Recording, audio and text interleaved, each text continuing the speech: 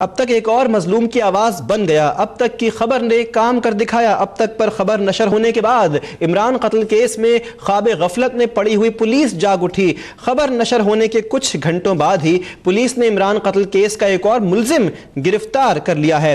اہم خبر سے یہاں پر آپ کو آگاہ کیا، اہم اپڈیٹ سامنے آئی ہے۔ اب تک نے اس خبر کو اجاگر کیا اور خواب غفلت نے سوئے ہوئے افسران کو جگایا۔ اب تک پر خبر نشر ہونے کے بعد عمران قتل کیس میں ایک اور پیش رفت۔ خبر نشر ہونے کے کچھ ہی گھنٹوں میں پولیس نے عمران قتل کیس کا ایک اور ملزم گرفتار کیا۔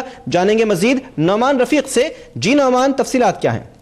عمران قتل کیس کے حوالے سے جو تفصیلات ہم ناظرین کو بتا سکتے ہیں اس میں یہ بتا سکتے ہیں کہ گزشتہ 2 مہینے سے ان کے والد جو ہیں وہ اس کوشش میں تھے کہ کسی صورت اس کیس سے جڑے ملزمان کو کسی صورت گرفتار کیا جا سکے، لیکن پولیس کی جانب سے انتہائی سست روی کا کردار جو ہے وہ دیکھنے کو مل رہا تھا۔ لیکن تمام تر دروازے کھٹکھٹائے عمران کے والد نے، لیکن ان کی کوئی سنوائی نہیں ہوئی۔ لیکن جب ان کی جانب سے اس کی جانب سے رابطہ قائم کیا گیا ہے اور اس رابطے کی خبر جب اب تک ٹی وی نے نشر کی تو اس کے فوری کچھ گھنٹوں بعد ہی یہ پیش رفت سامنے آئی کہ پولیس کی جانب سے ایک کارروائی ڈیفنس کے علاقے فیز 8 کے اندر کی گئی اور اس کارروائی کے حوالے سے معلومات دی گئی ہیں کہ مصری شاہ درگاہ کے قریب ایک بنگلہ تھا جہاں پر یہ کارروائی کی گئی۔ اس کارروائی کے نتیجے کے اندر ایک ملزم جس کا نام مجتبہ ہے اس کو وہاں سے حراست میں لیا گیا اور اس کے بارے میں جو معلومات فراہم کی جا رہی ہیں وہ یہ بتایا جا رہا ہے کہ سی ڈی آر کی مدد سے اس ملزم کو گرفتار کیا گیا ہے۔ وہ سی ڈی آر جو ملزمان کی سی ڈی آر تھی، جو اس کیس کے جو مرکزی ملزمان ہیں ان کی جانب سے سب سے زیادہ